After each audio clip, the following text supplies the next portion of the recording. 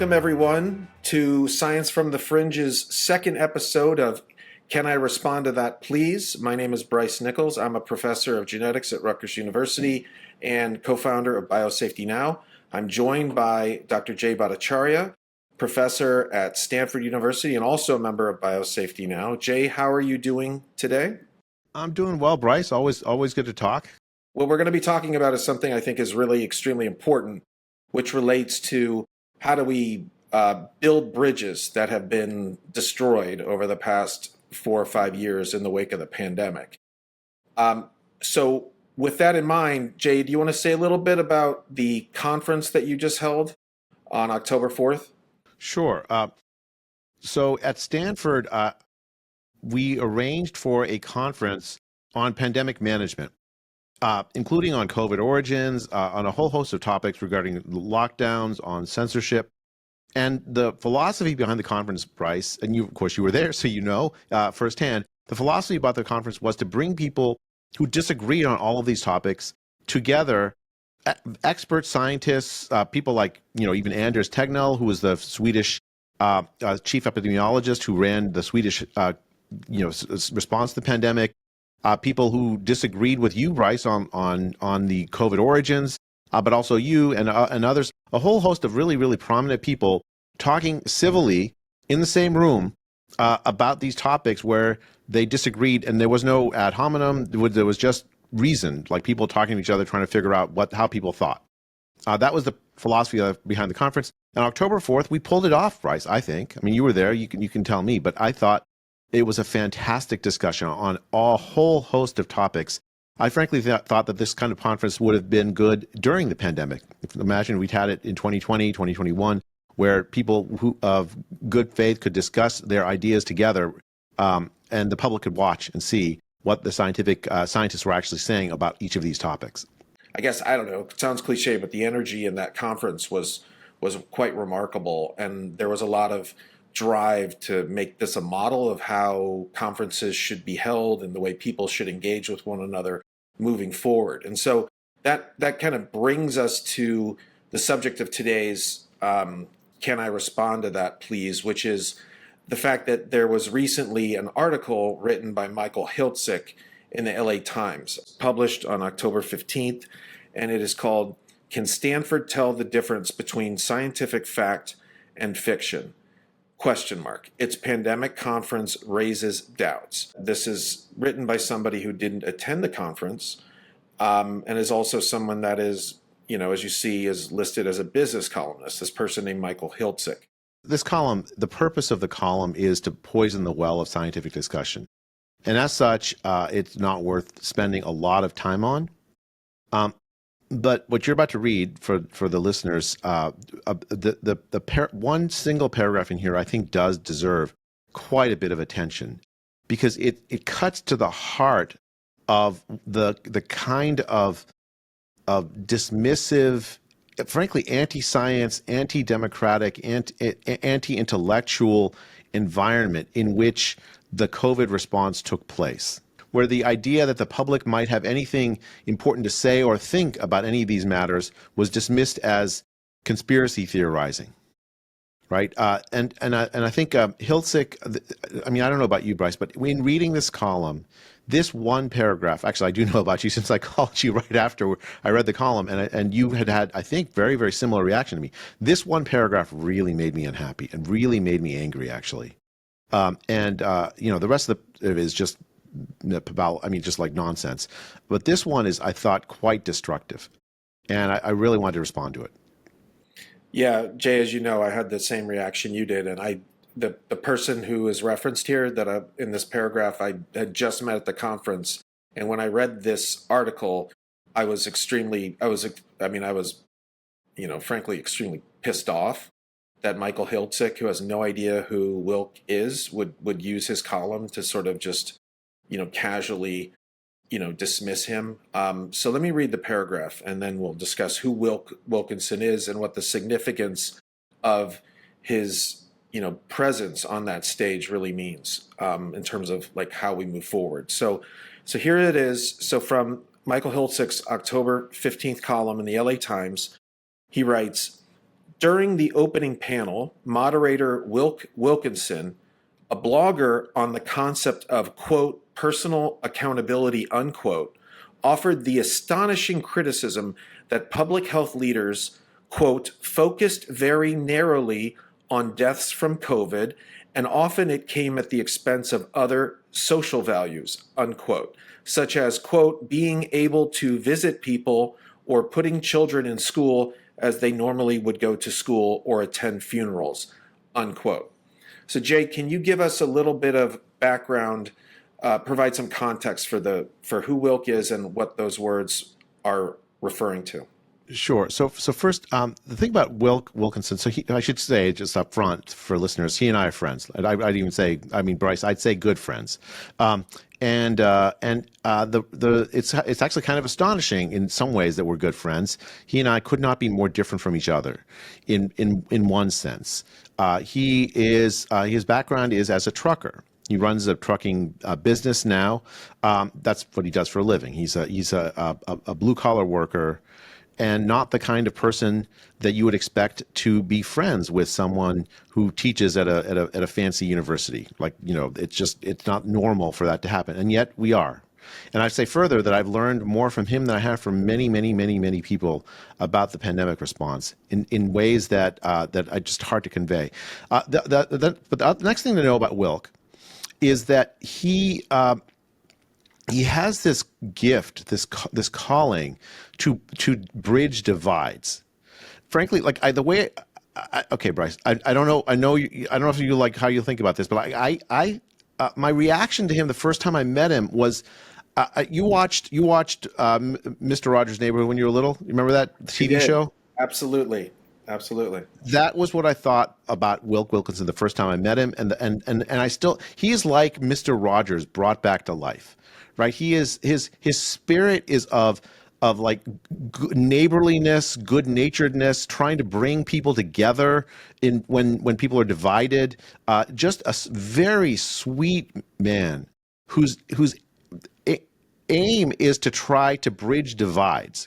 In fact, he has a podcast that he's put together called Derate the Hate, where he interviews people aiming to like diffuse anger in situations where people might be angry. He is a very important member of a group called Braver Angels, which also has a very similar mission, which is to bring red and blue people together. Every summer they have some conference where they bring red and blue people talking to each other about very, very difficult topics, but like trying to learn from each other, like rather than trying to destroy each other. And he is a tremendously important person in that Braver Angels movement. And so, like to understand Wilk, you have to understand that. Like what he is about is to bring peace in places where there is not peace, to bring understanding and reconciliation across people that you would never expect to have the capacity to do that. He is the very embodiment of grace. That's how I think about Wilk. So let's go into this quote. So should I just go ahead and play the clip of him saying this at the conference? Yeah, so please. That we have a context. All right. So here is, these are Wilk's comments that are referenced by Michael Hiltzik at the conference. Public health leaders, and this is something that I've talked with Dr. Francis Collins about at length, public health leaders focus very narrowly on minimizing deaths from COVID, and often it came at the expense of other social values, other things that we that really make our society tick. Being able to visit people, whether it be in elderly homes, or put our children in school as they normally would go to school, or attend funerals and things like that. Should public health pay more attention to the other side of the scoreboard in future health crises? So Jay, do you want to say anything about those comments before I play the next clip, which is what what those are inspired by? Okay, so a couple of facts that folks need to know about Wilk. One, when he's referencing Francis Collins and personal conversation with Francis Collins, that's not an offhand brag. He has friends. I'd even say good friends with Francis Collins. He is just as he has engaged in a friendship with me, he has engaged in a friendship with Francis Collins, who pretty much vehemently disagrees with me, and also I think pretty vehemently disagrees with Wilk about what the right response to the pandemic should have been. Like Wilk, I think, largely is opposed to the lockdown strategies, the school closures. He's much more aligned with my view, and yet Francis Collins trusts him. Francis Collins has sought Wilk's advice and counsel and indeed friendship. And that when Wilk mentions Francis Collins, it wasn't just an idle mention. It was a really important part of the fact about Wilk. Second, when I heard Wilk say these words at the conference, I knew that he was referencing indirectly, paraphrasing something that Francis Collins actually told him at an event in 2023 where Wilk had interviewed Francis Collins on stage at a Braver Angels event, discussing with him about the lockdown strategy. And asking what, this is 2023, July, I think, or June 2023, 3 years later, what did Francis Collins think about this, about the lockdowns 3 years on?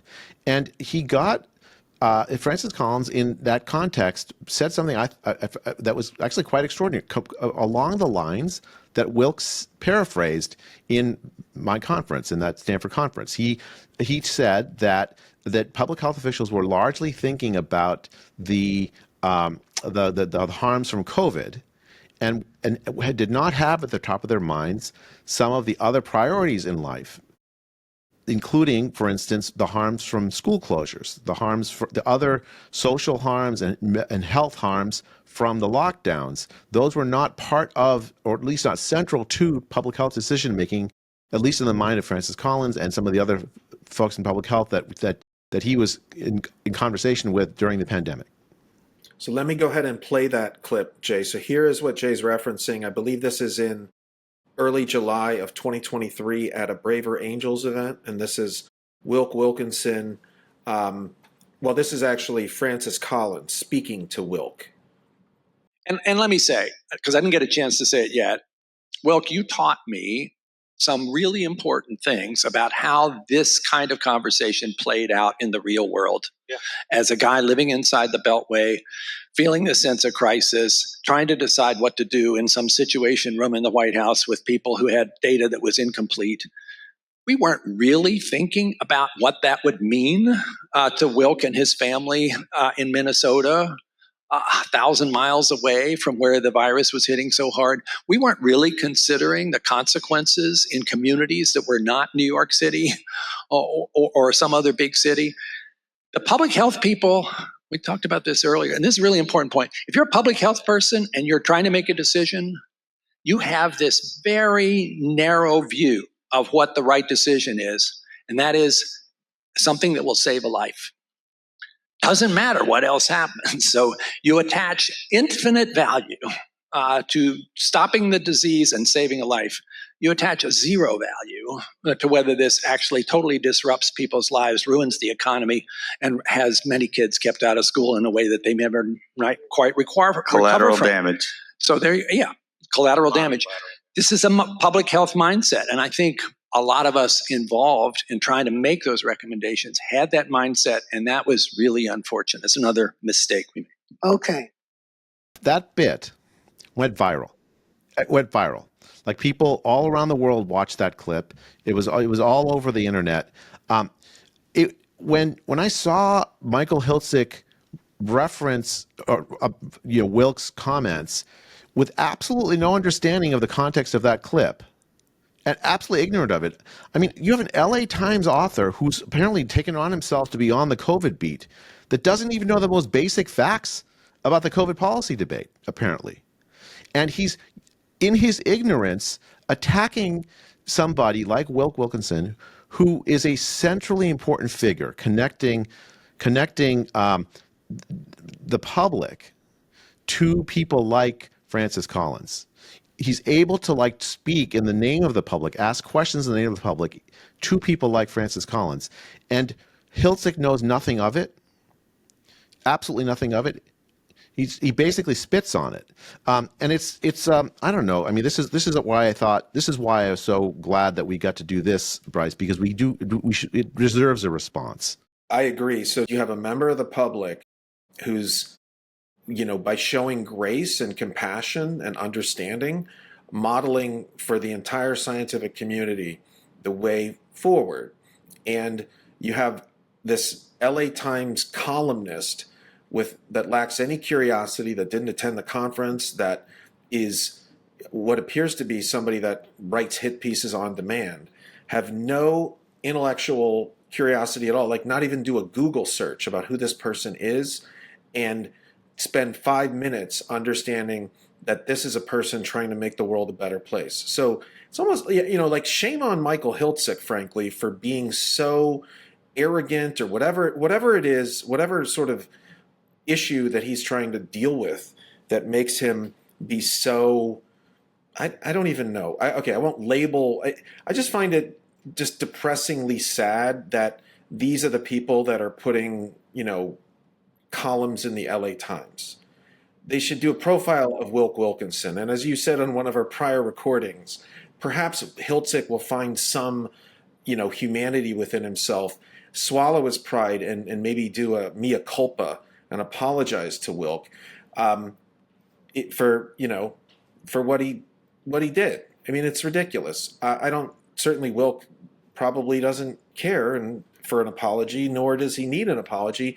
In fact, I'm sure Wilk would like to broker a conversation, probably to heal wounds that between Hiltzik and me or Hiltzik and you. I mean, that's just the kind of guy he is. So with that being said, I guess I would like to play this next clip, because I think going into something you're about to describe, like what happened in, like what Jay is about to discuss is kind of what happened after that clip went viral.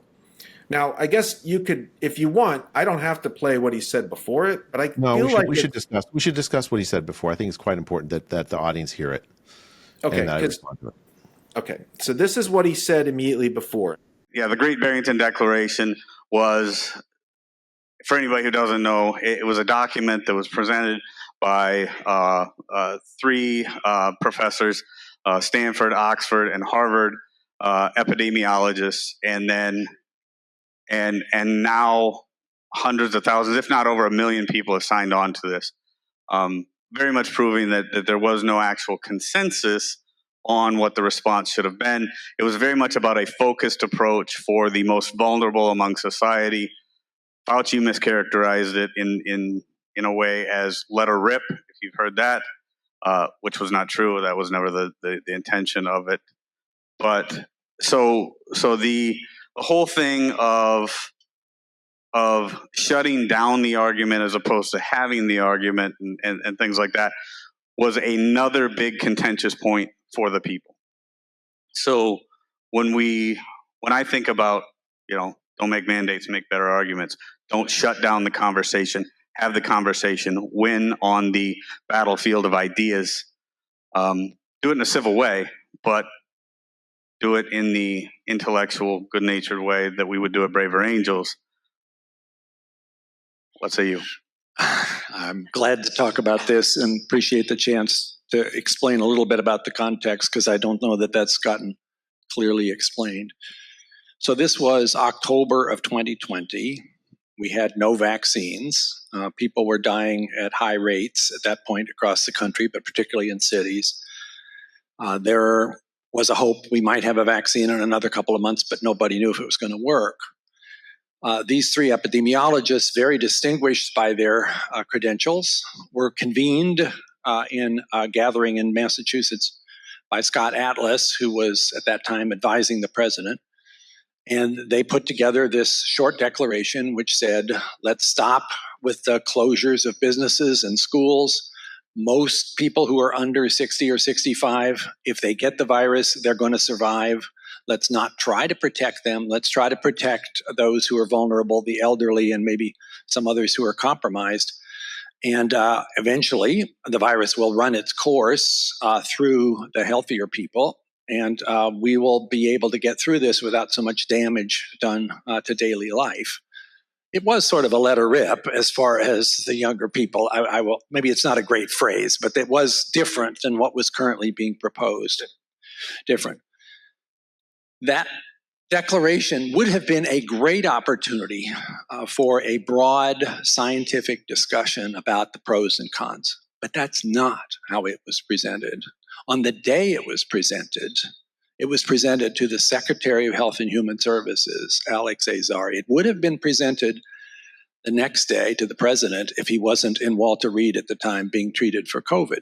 This was an effort to take a very fast track of something which would have potentially been a major change in national policy without the opportunity for any debate or discussion.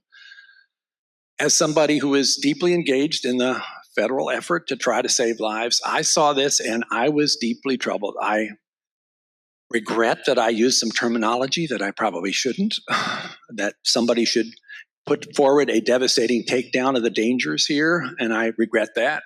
But I was deeply worried, and in a few days, no less than 14 of the public health associations of the United States all together wrote a scathing takedown of the Great Barrington Declaration, saying this would probably kill tens of thousands of people. And so ultimately, that was the scientific discussion, but the effort was made by the authors and some help from Dr. Atlas to try to short circuit all that and get that into a policy decision without the opportunity for debate. So I don't regret saying this is dangerous. It was. That's fair. Oh, you may reply. And then the timekeeper over here is going to switch over to Q&A. No worries. Yeah. So no, that's good because I don't think most people have heard it from that perspective, and I think the debate most definitely should have happened. There are right ways to do things, and there are wrong ways to do things. You know, and this goes back to what I was saying earlier: Monday morning quarterbacking things. I'm still personally of the opinion, nothing that and like I said, not a doctor, never even played one anywhere, but I'm still much more of the opinion that the targeted approach, after seeing what we've seen over the past 3 years, I would have loved to have had seen the conversation happen. I would still love to see the conversation happen. I would love to see that targeted approach over what has actually been happening or happened over the past 3 years. I would love to see that happen in a mortality, morbidity conference kind of thing. I think it's very important for the people. So I think that's a really good point. And in a way, some of those experiments got done in other countries, and we have learned something from that. Sweden, for instance, kind of took that tack from the beginning. Had incredible success. They didn't, Wilk. After 6 months, they were doing better. But the first 3 or 4 months, Sweden was having a higher death rate than anywhere else in Europe. We'll see. I mean, like I said, I think if we can have the conference at some point and actually get it all out on the table, I think that's the best way. I'm totally with you. So that was Wilk Wilkinson speaking with Francis Collins in July of 2023 at a Braver Angels event, and a discussion about the Great Barrington Declaration, which I'll note ends with Francis Collins claiming that it would be a great idea to have a discussion about the very topic which Jay's conference just had a discussion about. So Jay, what is your response to that? First of all, let me just say I greatly appreciate Francis's candor there. I mean, that was, when I heard that, it was the first time I understood a little bit about his thinking. And frankly, I'm still puzzled by Tony Fauci's thinking. I'm puzzled by many, many other leaders. Francis, I think, is the only person that I've seen come out still maintaining his support for the lockdowns and school closures, but then describing his thinking. So let me just preface my remarks with that. So first thing, the declaration, we wrote it in October 2020, was not convened by Scott Atlas. It was convened by Martin Kulldorff, a Harvard University professor. He invited me and Sunetra Gupta out. Scott was not at the conference. Scott did not come to the Great Barrington Declaration conference, and he was not there. He did not convene it. He of course was supportive of the ideas. We, in the summer of 2020, Scott had brought me and Martin to the Oval Office to go visit with President Trump, where we basically told him that the ideas that were in the Great Barrington Declaration long before we'd written it. We'd already had, so here, it's not as if the President of the United States wasn't exposed to those ideas in July of 2020. He just didn't end up implementing them. Francis just had the details wrong. Now, after the Great Barrington Declaration, a couple days later, we did go visit with Secretary Azar, who was Francis Collins' boss. What you saw in that clip was Francis Collins complaining that we'd gone over his head to his boss, directly to his boss. A few things. One is, let's just go back to Scott Atlas. Scott was the president's advisor. He didn't work for Azar. He didn't work for Francis. And it was his job to advise the president. So when he brought us into the Oval Office in July 2020, he was doing his job. You can agree or disagree with the advice. The advice I gave the president was, we're not doing a very good job protecting older people. Let's do a much better job protecting older people. And I gave him some suggestions. And the advice I gave him was that closing schools had been tremendously harmful to children, and we should not do that. We should open schools. That's the sum and substance of the advice I gave the President of the United States in the Oval Office. And unfortunately, neither actually came to pass. We actually continued to do a terrible job protecting older people. Million more have died, 80% of whom are over the age of 65. It was tragic to watch. And then we closed schools again through much of, especially blue states, in the winter, fall and winter of 2020 and into 2021 for absolutely no gain. Okay, so that's the first. He mischaracterizes, and I don't know why he's mischaracterizing. I suspect it's because he probably didn't know some of the background, right? He sees what he sees, and he didn't know what Scott saw. He certainly didn't understand that Scott's job wasn't to it's not a military chain of command where Francis Collins is at the top of the chain and his boss is the 4-star general, Alex Azar, where you have to go through chain of command. I think he's just mistaken about that. My job as a university professor is to say what I see, say what I believe.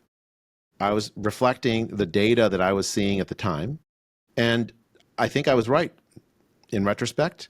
And just this is the second point. I'm going to jump ahead in the clip to Sweden. I'll come back some. The Swedish response was a tremendous success. It didn't actually have the highest death rates in Europe. If you were looking at COVID, would you think that? In fact, even by the end of 2020, that the Swedish response, if you look at all-cause excess deaths, was actually like somewhere in the middle of the pack in Europe, and compared to its neighbors, a little bit worse than its immediate neighbors. But then by middle of 2021, that was no longer the case. The all-cause excess deaths of Sweden compared to the rest of Europe turned around much faster than the rest of Europe. And by 2022, Sweden has among the very lowest all-cause excess deaths in all of Europe. I think the lowest. And the reason is very simple, because if you think only about protecting people from COVID, you do one set of policies that actually end up killing people on the other side. You delay cancer diagnoses. You skip management of people of diabetes. You tell people to stay inside when they should be outside exercising, right? That you essentially exacerbate a psychiatric health crisis that exacerbates pre-existing problems with drug abuse. And so a lot of young people die that would otherwise be alive. And Sweden avoided all of that. And so that was essentially the sum substance that we're saying. We're saying that public health should be looking at a whole host of all of health issues, right? Rather than just one issue. And he's by fixating on 3 months of the Swedish experience on COVID, he's essentially misleading the audience there and the public at large about what the actual results were of the advice that he gave. But I don't mean to harp on this, because I do also think that, as I said at the beginning, I think it's extraordinary that he's engaging with this. I haven't seen anyone else in that position of power do that. And I admire him for actually doing that kind of engagement. Okay, let's go back to the Great Barrington Declaration and the argument, the central argument that he made, which is that the Great Barrington Declaration undercut the scientific debate. There's a lot of irony in that, Bryce, because after we wrote the declaration, and Francis references this here, he wrote an email to Tony Fauci calling for a devastating takedown of the premises of the declaration. Is it underway yet? He said. He called me, Martin and Martin Kulldorff of Harvard and Sunita Gupta of Oxford fringe epidemiologists, an ad hominem slur. Right? What he did there was an abuse of power, Bryce. Like, you can disagree with me about the substance of what I've said. That's fine. I mean, that lots of people did disagree with me at the time, although I think very fewer people than people realized. But that is not an appropriate action by the head of the National Institute of Health. Because what that does is essentially sends a signal to other scientists that if you disagree with Francis, your career is in jeopardy, right? The head of the NIH, I mean, Bryce, I don't need to tell you, you're a scientist, and that if you, it's the coin of the realm in biomedical sciences in the United States is our NIH grants. And if you can't get NIH grants, you're not going to be able to advance in your career. You're not going to be able to do your work, the lab experiments you want. You're not going to get published in the top journals. You're just not going to move forward. People won't think of you as a great scientist unless you have that. And what Francis Collins was doing there was sending a signal to other scientists that if you disagree with him, your career is in jeopardy. That's the substantive thing that he actually was doing there. And so he was actually trying to undercut a discussion. The whole purpose, one of the major purposes of the Great Barrington Declaration actually was to induce this discussion. In fact, I went and gave a talk at Hopkins a couple of months after the Declaration, or a month after the Declaration, where I said this. I said, look, what I wanted was a discussion within public health, rather than this strange illusion of consensus that everyone agrees on lockdown, which I knew to be false. Instead, we should have been having better discussions, more in-depth discussions about how better to protect older people, right? Because it's going to be very different in South Central LA than it is going to be in Mumbai, India, or at Rutgers, where you are. The living circumstances of the elderly are very different, and local public health officials needed to be more engaged and creative in thinking of ways to better protect older people. We were calling for a discussion to happen, and the purpose of the declaration was to create a safe space for scientists to have that discussion, because if three prominent epidemiologists and scientists are saying that there isn't a consensus that we ought to have a more thoroughgoing discussion around the COVID policies, then we should have that, right? That's like a reasonable thing to do. Instead, the devastating takedown then led to hit pieces in the Washington Post, the New York Times, death threats against me, and then you mentioned a whole bunch of public health organizations. It's not an independent event, Bryce, that those organizations did what they did. They were taking their cue from people like Francis Collins. Can you then explain, so that's July 2023. So he still is fixated on the idea that what he did was right, but he used some language he regrets. What then followed from that conference, or that discussion he had with Wilk? I'm not trying to evade this because I definitely want to hit this, but I just want to back up just for 1 second. In December of 2020, I tried to organize a discussion at Stanford with somebody on the other side. And the former president of Stanford, not the one that resigned in disgrace, the one even before that, John Hennessy, actually tried to, reached out to me and tried to organize a discussion. And then he, the former president of Stanford, well-loved, had a decade or more of very successful presidency at Stanford, could not get anyone in the medical school to discuss with me openly in public COVID policy. And that was essentially what happened over and over again. The Stanford conference that happened, that Hilsick was criticizing, that was the fruit of 4 years of attempting to get a discussion going. But didn't you have a meeting with Francis Collins? Well, I've been praying for him. Okay, so you saw that 2023. I have been praying for him for 4 years, Bryce. I've long admired the man, and He was the head of the Human Genome Project, which is a project I thought people will be remembering it for millennia, right? As a sentinel scientific achievement. He was very brave in his career in speaking openly about his faith, something that I, as a Christian, very much admire, because it's hard to do that, I think, if you are in biomedicine, to speak openly about your faith.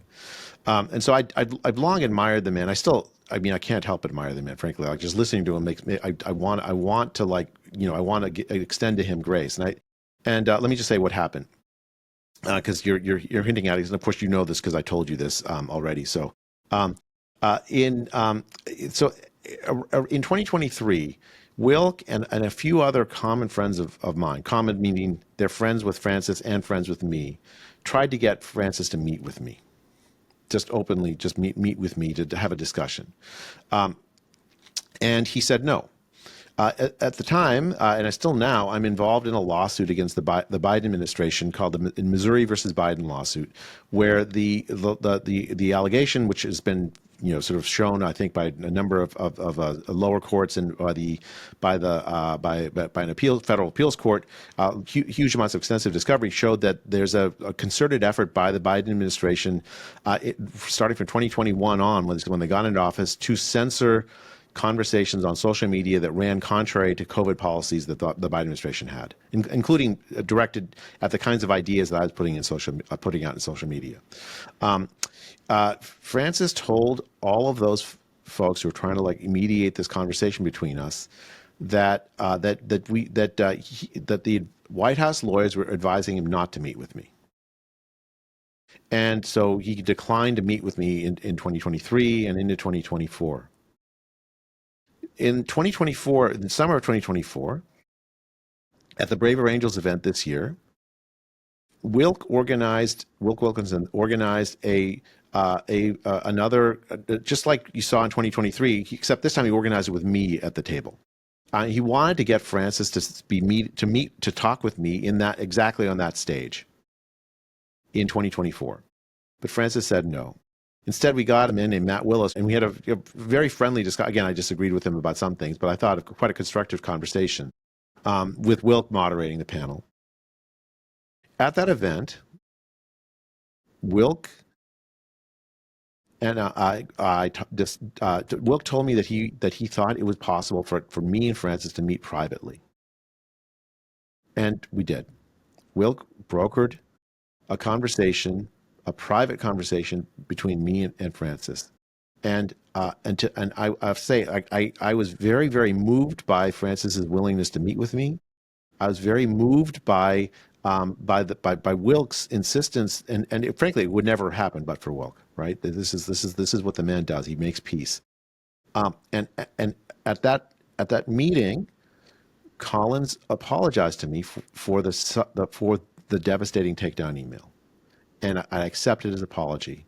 I told him I'd been praying for him for years. We didn't agree on the substance, right? I think he still believes the lockdowns were necessary, and I don't. But he apologized to me for that. I think that speaks very highly of the man, and I think it speaks highly for his leadership. I think it would speak even more highly if he were to make that apology public, and I believe that he will. I believe very strongly in grace and forgiveness as a way forward for any kind of conflicts, especially this kind of conflict. I don't think that he's a man of bad will. I do think that he made a tremendous mistake in embracing the lockdowns. And then there's an irony here, right? When in the context of the lab leak debate, because I think he was part of the cover up to shut down the lab leak debate at the very early in the pandemic. Although I'd have to say I don't know fully his role, because a lot of that information is redacted. It seems to me like he played a pretty important role in shutting down the funding of EcoHealth Alliance in 2020. If I'm reading the FOIA documents right, it certainly got a lot of grief over it. So whatever it is, Francis Collins' role is going to be complicated on that, but he did not work to set up a platform where that open discussion could happen about the support for lab leaks and the discussion. A lot of the difficulties that you faced and Richard Ebright and others have faced, I think partly stem from Francis Collins' failure, just like he failed to impanel discussions about lockdowns in 2020, essentially shutting down the debate. I think he did the same thing to the lab leak debate. That's absolutely right, Jay. I think there is a whole layer of accountability that Francis Collins is going to have to, hit head on. It goes back to his being one of the names that signed, the article, the famous article written in late December of 2011, Flu Risks Worth Taking. That was co-authored by him and Tony Fauci with one other, I think Gary Nabel. But the point is that Francis Collins signed his name to endorsing the risky gain-of-function research that was being overseen by Fauci, which is very likely what led to the pandemic. And he was, in fact, instrumental in trying to squash any idea that that COVID emerged from a lab. So there's emails, similar emails, I think, about devastating takedown of you. There's an email. I find exactly the words, but he essentially is saying, I'd hoped that the proximal origin paper would have taken care of this. What else can we do to put out this, to squash these conspiracy theories? So I am very hopeful based on the fact that you say he's a man of faith and that he's clearly struggling with how to, acknowledge that there was some things he's done that he's not proud of. And going back to the reason we're doing this, like, where would we be without Wilk to facilitate this? I don't even know, like self-reflection perhaps with him. So I think I would like to say that I believe that Francis Collins, the first thing that I would hope he would do was accept that meeting with you, with Wilk brokering it, right? I think that's something he should simply do. If he's a man of his word, he sat on the stage and he told Wilk, we need to have these debates. We need to have these discussions. He's right now refused to do it. I mean, so are you going to be a man of your word? You said that to Wilk. You promised Wilk that was what you thought should be done. So please do it. What I would also point out is that you and I both discussed there were 2 incidents on video of people coming up to him and accosting him publicly. And we both had the same reaction to those. One was Alex Jones more recently, and another was a guy who just came up to him in a restaurant. And many people on Twitter were celebrating those 2 instances. I don't know, Jay, we actually both had the same response. I had a visceral negative reaction to both of those incidents. I think I don't agree, obviously, with much of what he's done, and I don't also should say I don't have the capacity or the authority, nor does anybody really, to absolve him of the mistakes, the consequences of the mistakes that he made, in the sense of, like, he made decisions about the funding of, I think, quite dangerous gain-of-function work that very likely caused the pandemic. Like, that's just a fact. I don't think he wanted to cause a pandemic. His scientific judgment was just wrong. It's not just scientific judgment. His judgment about the risks that ought to be taken by scientists on behalf of the public were wrong. He didn't understand what the consequences were if you had this event where a very dangerous virus gets out. Right? He didn't foresee that in 2011. Or he just placed faith in Fauci to be the guy that would tell him what the right decision was. So I don't have the capacity either to, like, judge him historically on that, or to absolve him of any. I mean, it's just a fact about what happened, and I don't think that he made that decision in bad faith. I think he must have made that decision thinking that it was going to benefit the public. That's my view of him, but he was wrong then, and in retrospect, it was quite a destructive decision. Same thing, I think, with the lockdowns. Again, I don't think he's acting in bad faith, and I don't have the capacity to absolve him of the harms that have come out from the lockdowns, and he doesn't bear all the responsibility. Certainly, there's a lot of players that involved in that. So I'm not trying to, like, destroy him. I don't want to destroy him. I want to grant him as much grace as I personally can give him, as far as like the damage he's done to me. But I don't think that it's constructive for people in the public to accost him in his private space. He's having dinner with his wife. I had a visceral negative. I got death threats, Bryce, for 2 straight years. Because I said that we shouldn't lock down the country, that we should be doing a better job of protecting older people. Well, let's be honest, Jay, like his actions, Francis Collins' action, in my opinion, led to significant amounts of death threats to you personally. That, I think, is a fair assessment.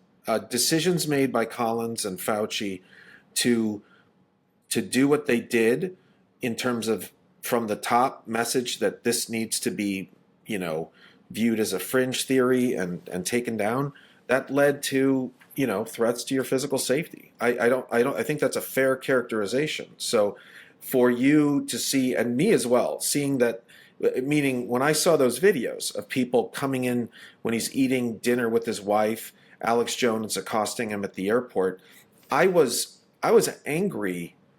I was really angry for those people for doing that. I understand there is a lot of anger of the decisions made, and there's a desire to get accountability and culpability for wrongdoing, and there's nobody that wants that. I certainly want that. I know you want that too, but we both recognize the nature of that. I just want to be very clear about the nature of that accountability, Bryce. The nature of that accountability comes from conferences like the one that Stanford held. It comes from an honest discussion about what happened, the decisions that were made. It comes from an honest inquiry. If after a patient dies in a hospital, sometimes you have a morbidity and mortality conference where you're like honestly, openly saying, here's what the mistakes that happened, and let's not make them again, right? That's the kind of accountability that is just and right in this situation, because that's what the public really deserves: a thoroughgoing reform of our scientific and public health systems, so that the harm that was done to the public by science and public health, I have to say, never happens again. So that science and public health serve the public rather than harm the public, as I think they did during the pandemic and in the causing of the pandemic. And when you accept a leadership position, I mean, that's the other key piece of this, that he accepted a position, a major position in government with a major amount of power and control of huge volumes of taxpayer money. That carries with it a lot of responsibility and a lot of you carry that weight. If something goes wrong, the buck stops with you. I'm sorry. This is not, if you want that job, you have to accept the responsibility of making mistakes in that job. But that does not mean that people should be, calling for your execution or calling for you to be assaulted in public. But what it does mean is that if you want to truly bring the, scientists and the public to an understanding of respect and trust, you cannot sit on a stage and tell Wilk Wilkinson one thing and then act another way. So I think you have a lot more grace, I think, for Francis Collins right now than I do. So I would hope that something quite positive can come out of Michael Hiltzick's hit piece on your conference, because that's why I said we've recorded this 3 times, because this is, I think, an incredibly important story to tell. That is who Wilk Wilkinson is and what he is currently doing to make the world a better place for all of us. And he's just a guy, right? He's just a guy. He's a wonderful man, a man of it. Just shows what like honesty, integrity, and character can do, right? Like, it doesn't take much. You just have to have a spine, So you also anyway, have a heart. I mean, it's Wilk's heart, of course, his mind and his intelligence and his courage, of course, but his heart. This is why I was so upset, Bryce, about that column by Hiltzick, and I'm glad we got the chance to respond. I am too. So I guess with that, I will just wrap it up, and I'm glad that we were able to have this conversation, Jay. I appreciate you sharing some stuff that I know you hadn't shared with people before. And I guess next time, I hope we can add a little bit of levity to this, because I prefer joking around a lot. But this was not a conversation where I wanted to say anything that wasn't really serious, because this is a incredibly important, issue. I mean, this is spanning a lot of, this is hitting a lot of things. There was, and the conference that you held was a tremendous success. I think it's going to be a model of what we do in the future, and I think that more people like Wilk need to be platformed and be able to get the due credit for what they're doing. So I was really happy that we could do this conversation, and I guess until next time, when we will see you back on Science from the Fringe, can I respond to this? Can I respond? No, hold on. Jay, what is? Until next time, we will see just you. Literally cut with. Until next time, this is Bryce Nickels with Jay Bhattacharya on Science from the Fringe.